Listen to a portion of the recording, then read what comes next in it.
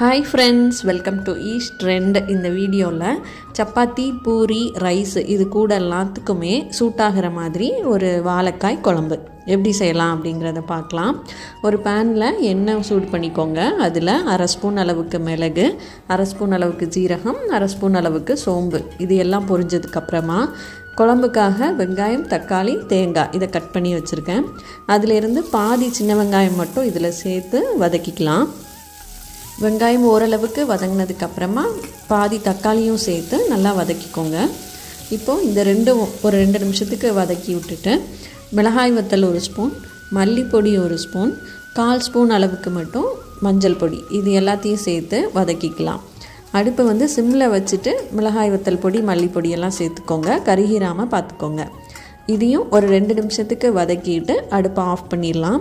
இப்போ இது ஆறுனதுக்கப்புறமா ஒரு மிக்சி ஜாரில் மாற்றி தண்ணி சேர்த்து நல்லா ஒரு விழுதாக அரைச்சி வச்சுக்கலாம்.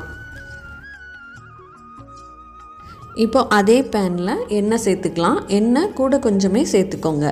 எண்ணெய் சூடானதும் கடுகு, உளுத்தம் பருப்பு இது ரெண்டும் வெடித்ததுக்கப்புறமா கருவேப்பிலை சேர்த்துக்கோங்க. அப்புறமா வாழைக்காவை இந்த மாதிரி பெருசு பெருசாக கட் பண்ணி வச்சுருக்கேன். அதையும் சேர்த்து எண்ணெயிலேயே வாழைக்காய் கொஞ்சம் ரோஸ்ட் பண்ணிக்கோங்க. வாழைக்காய் எண்ணெயில் நல்லா ரோஸ்ட் பண்ணதுக்கு அப்புறமா நம்ம அடுத்த பொருளை சேர்க்கலாம். இந்த அளவுக்கு எட்ஜெலாம் கொஞ்சம் ப்ரௌன் ஆகி நல்லா ரோஸ்ட் ஆகட்டும். அது வரைக்கும் மட்டும் எண்ணெயில் இந்த மாதிரி நம்ம வதக்கி விட்டுக்கலாம். இப்போது சின்ன வெங்காயம் எடுத்து வச்சுருந்ததையும் சேர்த்துட்டு தக்காளியவும் சேர்த்து நல்லா வதக்கி விட்டுக்கலாம். இது வதங்கும் போது இதுக்கு தேவையான அளவு உப்பையும் சேர்த்து நல்லா ஒரு 3 நிமிஷத்துக்கு எல்லாத்தையும் நல்லா வதக்கி விட்டுக்கலாம். தக்காளி நல்லா தொலியெல்லாம் பிரிஞ்சு வதங்கியாச்சு, வெங்காயமும் வதங்கிடுச்சு, வாழைக்காய் இன்னும் கொஞ்சம் ரோஸ்ட் ஆயிடுச்சு.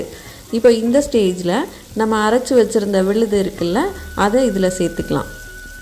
இந்த குழம்புல அதிகமாக சின்ன வெங்காயம் சேர்த்துக்கோங்க. அப்போ இன்னும் கொஞ்சம் நல்லா டேஸ்டியாக வரும். சின்ன வெங்காயம் இல்லாத பட்சத்தில் பல்லாரி வெங்காயம், பெரிய வெங்காயம் கூட சேர்த்துக்கலாம்.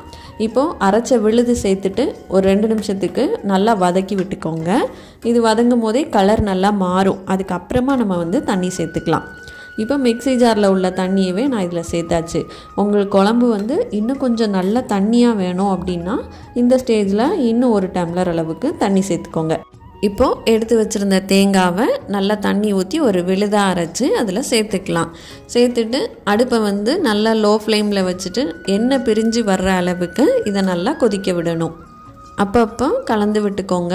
இப்போது ஒரு 10 நிமிஷம் ஆயாச்சு. குழம்புல இருந்து எண்ணெய் எல்லாமே நல்லா பிரிஞ்சு வந்துருச்சு. அவ்வளோதான், ரொம்ப டேஸ்டியான வாழைக்காய் குழம்பு ரெடி ஆயிடுச்சு.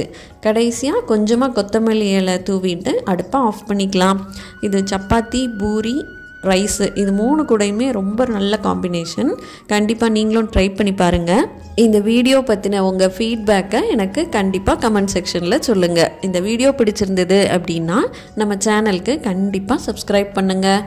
தேங்க்யூ.